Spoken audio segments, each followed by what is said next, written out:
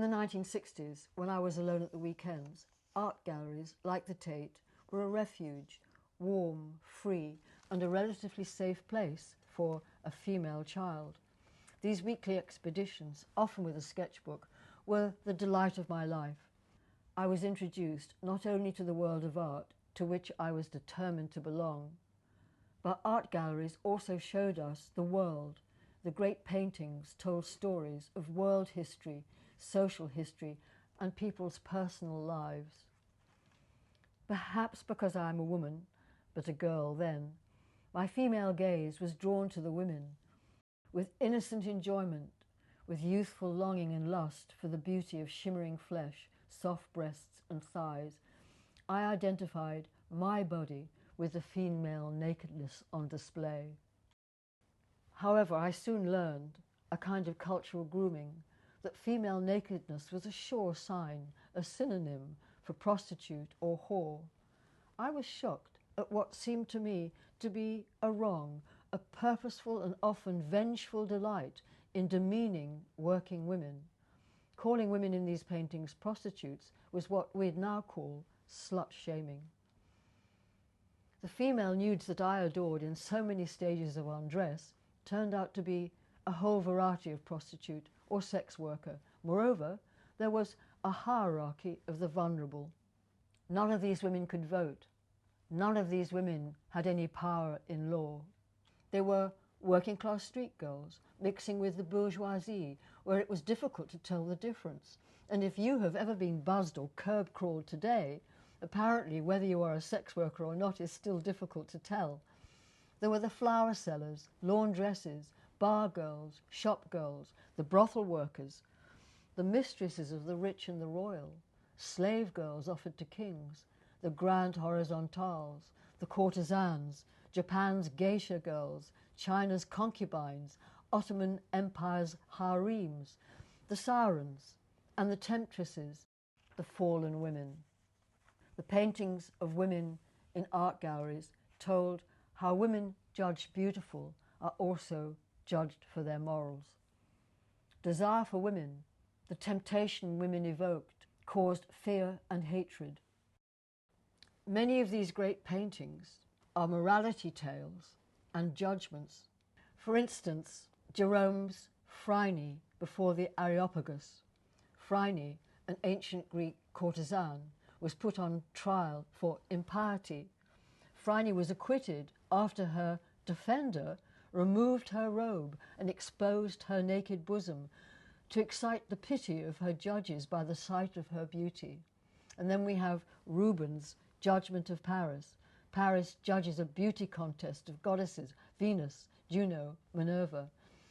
And then we have Lorenzo Lotto's Portrait of a Woman inspired by Lucretia, with the inscription, after Lucretia's example, she killed herself.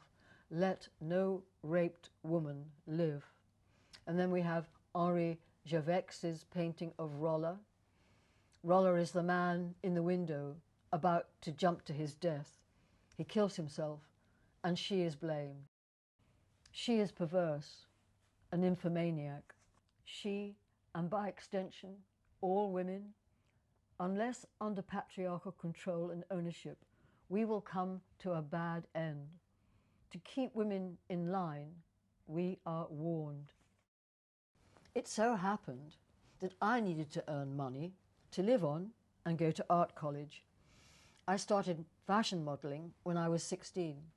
Eventually, I entered the world that so many of the famous artists I admired showed us they knew intimately.